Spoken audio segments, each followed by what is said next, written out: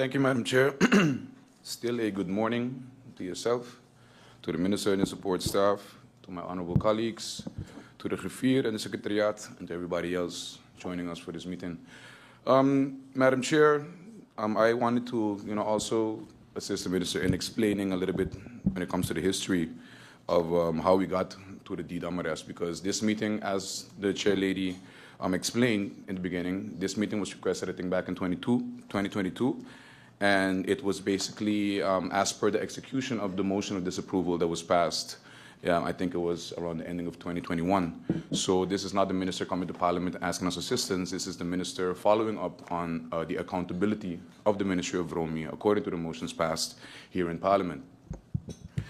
Coming to the DDAM itself, I believe we've heard a lot today as to how we came to where we are now.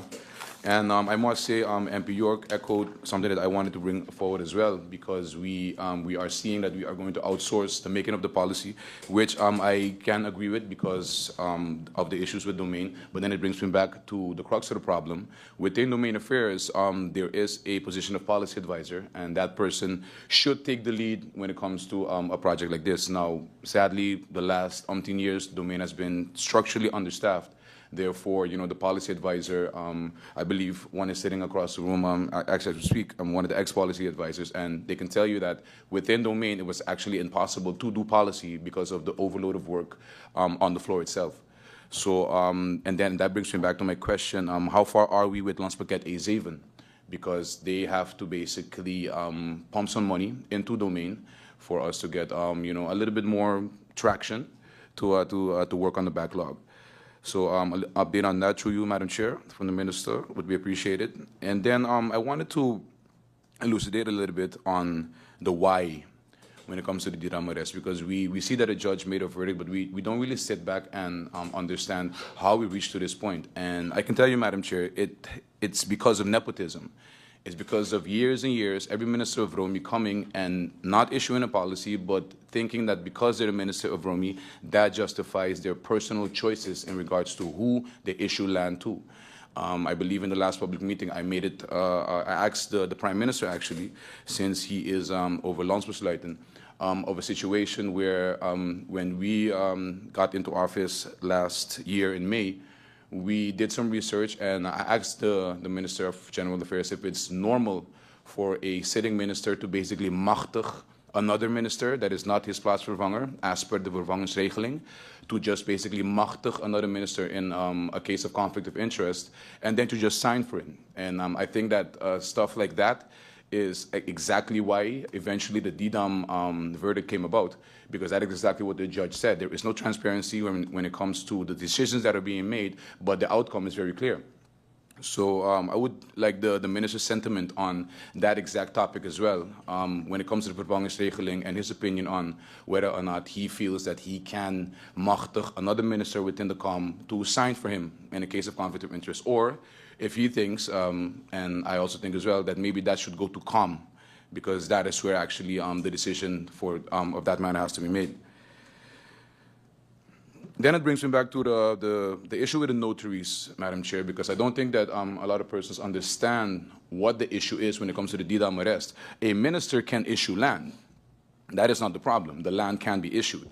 The judge simply said that if there is no policy in place that guarantees transparency and good governance, that the decision might be deemed unlawful. So that means that the notary, who has to basically sign every deed for long lease, they are the ones who are going to have to be responsible because they have a job as well as notaries. So let's say the minister now issues a piece of land, a piece of new long lease land. The person who received this piece of land, they can go to all three of the notaries, and they will tell you we are not deeding this because there is no justification from the minister. The notary is telling us that is not because of the minister's inability to issue land, it's because of their own responsibility as a notary to make sure that when they issue a deed, that everything is lawful. And with the verdict, it is, in principle already deemed to be unlawful. So that's the actual issue with the notaries and the minister. But the minister is, according to the airport verordening, still the one that can give off long lease land. He just has to justify it in a way that for the notaries, they would feel comfortable enough to say, okay, I feel comfortable with the decision maker, the owner of the land, therefore I am going to deed it, which has been done under this minister. I can attest to that. Madam Chair, I wanted to also chime in on the difference between reissuance, renewal, etc., because I think that a lot of people don't really understand that. The DDAM arrest focuses on new issuances of long lease land. That is what it's about. So when it comes to a renewal of an established long lease right, a reissuance, as we call it, that does not fall under the DDAM. Extensions of land that are adjacent to properties that no other person can get also fall under the exception. So we need to basically make it clear to the public what the issue is with DRAM and why they cannot or can receive land.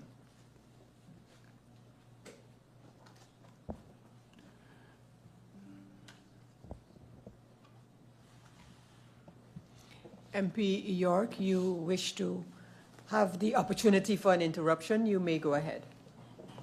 Thank you, Madam Chair. You know, in hearing what the good MP just explained, I could only conclude that he is also of the opinion that ministers of now and of the past have too much power. This is something as well that his faction echoed while they were on the other side of the room a couple of years ago. But what I find a bit confusing is in prior meetings, when I say, hey, hillside policy, let's make it an ordinance and make something more, let's take some power away from ministers because they have too much power. The very same MP jumped up and say, hey, it's up to the minister's discretion, so it's okay. Let's leave it that way. So I don't understand. I would like more clarity from do remember, it's keep it short, yes, I'll to finish it, point, I'll round yes, it off. yes. I would just like a clear stance of the good MP because he's very knowledgeable on the topic. Do ministers have too much power? Yes. And if so, what are we going to do about it moving forward? Thank you, Madam Chair. Thank you, MP York, for that interruption. And I now allow MP Peterson to continue. Thank you, Madam Chair.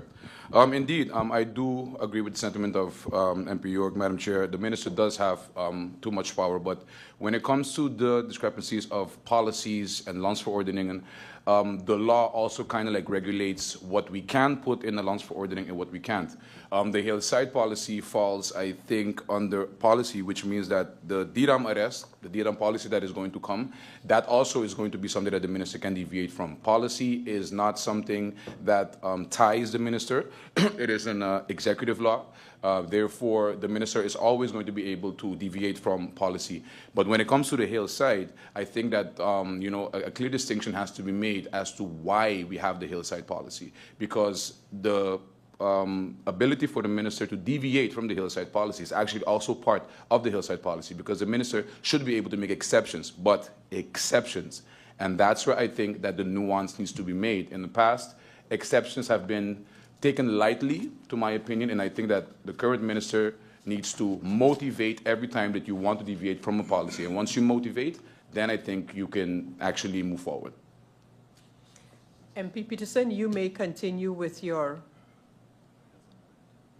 MP York, you wish to have another interruption? You may do so. Thank you, Madam Chair. This is exactly what I meant with my initial interruption. We cannot be selective in when we want to have the minister with less power, take away power from the minister, and then when we're in the seat, we're looking for all the reasons to leave the power with the minister.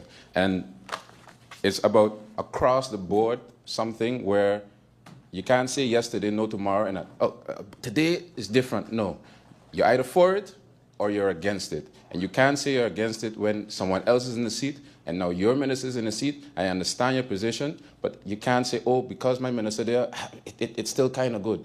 We're confusing the people, and we have to keep to one line. Thank you.